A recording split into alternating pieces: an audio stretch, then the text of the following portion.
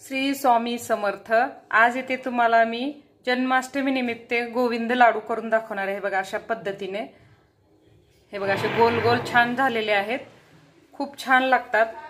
एक तुम्हाला तोडून दाखवते बघा, हे बघा आतमध्ये पण किती मस्त झालेले आहेत। बघा अशा पद्धतीने मी या लाडू तुम्हाला आज बनवून दाखवणार आहे। चला मग आपण वेळ न घालवता रेसिपीला सुरुवात करूया। इथे आपल्याला गोविंद लाडू बनवायचे आहेत, तर इथे मी साहित्य तुम्हाला सांगते। 1 वाटी जाड पोहे आहेत, जे रेग्युलर वापरतो ना तेच। अर्धी वाटी शेंगदाणे, 1 चमचा खसखस आहे, 4 चमचे तूप आहे, 5-6 बदाम आहेत, 1 विलायची पूड आहे 1 चमचा, 4 खारीक आहेत। खारीकला आपल्याला बिया काढून छोटेसे तुकडे करून घ्यायचे आहेत। 1 वाटी गूळ आहे, किसलेला गूळ घेतलेला आहे बारीक करून, आणि अर्धी वाटी खोबरं आहे। चला तर मग आपण पुढच्या रेसिपीला सुरुवात करूया।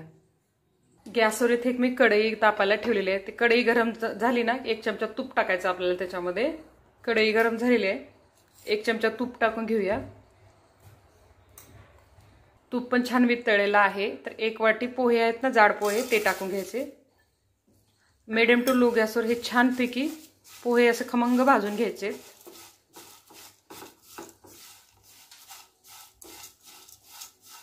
पोहे इथे छान भाजून झालेले आहेत, पाहू शकता इथे पोहे छान भाजून झालेले आहेत। आता एका प्लेटमध्ये काढून घेऊया। 1-2 मिनिटं लागले असतील मला पोहे भाजायला। पोहे भाजलेले छान आपल्याला कळतं ना, त्याच्यामुळे पटकन असं काढून घ्यायचं भाजलं की, जास्त लाल करायची गरज नाहीये। त्याच कढईमध्ये आपल्याला बदाम पण भाजून घ्यायचे आहेत। बदाम नसेल तर चालतं, असेल तर तुम्ही टाकू शकता। 1 अर्धा चमचा तूप टाकूया आणि छानपैकी भाजून घेऊया। काजू पण टाकू शकता तुम्ही, तुमच्याकडे जे अवेलेबल आहे ना ते टाकू शकता। पाहू शकता इथे बदाम पण छान भाजून झालेत, हे पण त्या प्लेटमध्ये काढून घेऊया। जे आपण 4-5 खारीक घेतले ना, त्याच्या बिया काढलेले मी आणि छान तुकडे करून घेतलेले आहेत, हे पण भाजून घ्यायचं। ह्याला जास्त वेळ लागत नाही, थोडंसं गरम करून घेऊया।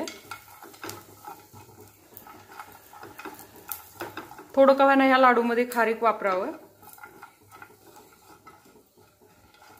आपण कृष्णासाठी बनवते ना, मग हे खारीक असतं त्याच्यामध्ये, खारीक आणि खोबरं। हे पण इथं छान भाजून झालेलं आहे, थोडंसं गरम करायचं, जास्त नाही भाजायचं खारीकला। आता हे पण काढून घेऊया। अर्धी वाटी शेंगदाणे घेतलेत ना, ते पण भाजून घ्यायचे।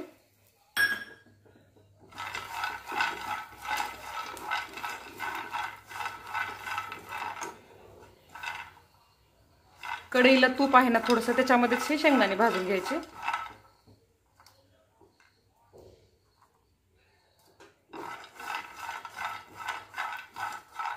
पाहू शकता ते शेंगदाणे पण छान भाजून झालेले आहेत, मस्त असे फुटायला लागले शेंगदाणे।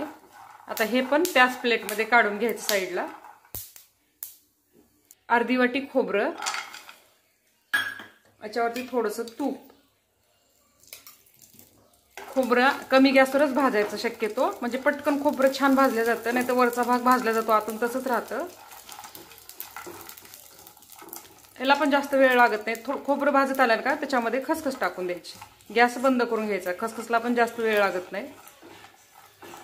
पाहू शकता इथं खोबरं भाजलेलं आहे छान, गॅस बंद करून घ्यायचा आणि त्याच्यामध्ये जे आपण खसखस घेतली ना 1 चमचा, ते टाकून घ्यायची।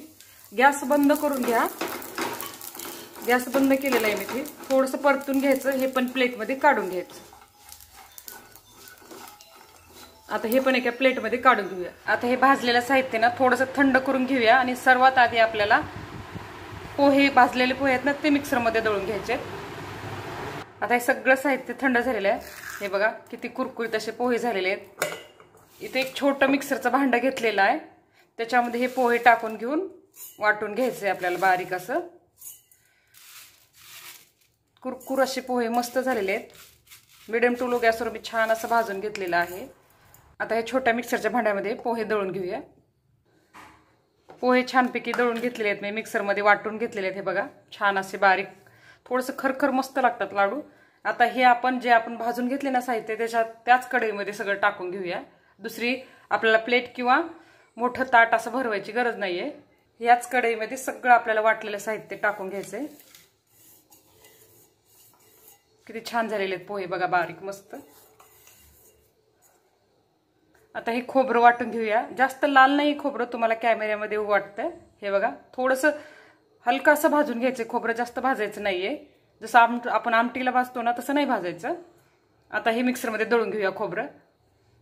खोबरं पण छान दळून घेतलेलं आहे, मिक्सरला मी वाटून घेतलेलं आहे. आता हे पण त्याच कढईमध्ये टाकून घ्यायचं. आता हे भाजलेलं बदाम आणि खारीक, बदाम हलकंसं आणि खारीक हलकंसं भाजून घ्यायचं बघा. आता हे पण मिक्सरमध्ये वाटून घ्यायचं. बदाम आणि खारीक हे पण छान वाटून झालेलं आहे. हे पण त्याच कढईमध्ये टाकायचं. आता भाजलेले अर्धी वाटी शेंगदाणे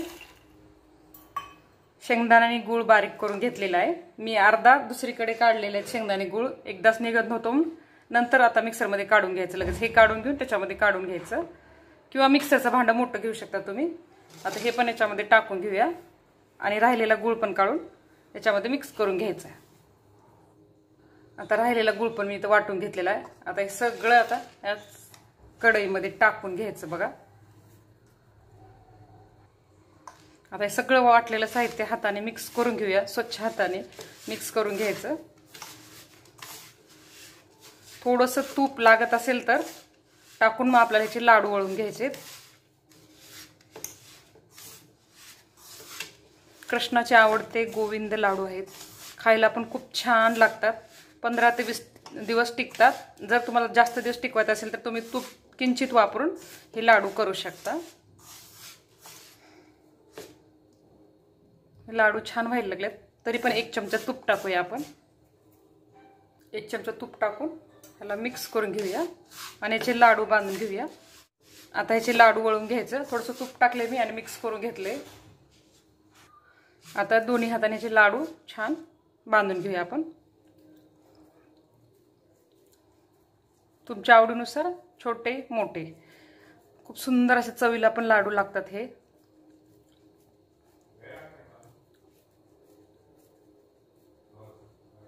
हे बघा, अशा पद्धतीने हे गोविंद लाडू आपल्याला बनवून घ्यायचे. किती गोल आणि छान झालेले आहे बघा दिसायला. पण गूळ वापरले ना आपण याच्यामध्ये, मस्त झालेले आहेत. आता असेच लाडू आपण सगळे बांधून घ्यायचे. तुम्हाला दुसरा पण बांधून दाखवते. हे बघा, अशा पद्धतीने सगळे लाडू बांधून घेऊया आता आपण. आता हे आपले गोविंद लाडू छानपैकी तयार झालेले आहेत. कृष्णाला दाखवून तुम्ही खाऊ शकता. हे खूप छान आणि सुंदर लागतात हे लाडू बघा. इथे आपल्या कृष्णाला पण आवडतात. ही रेसिपी तुम्ही नक्की ट्राय करा. धन्यवाद.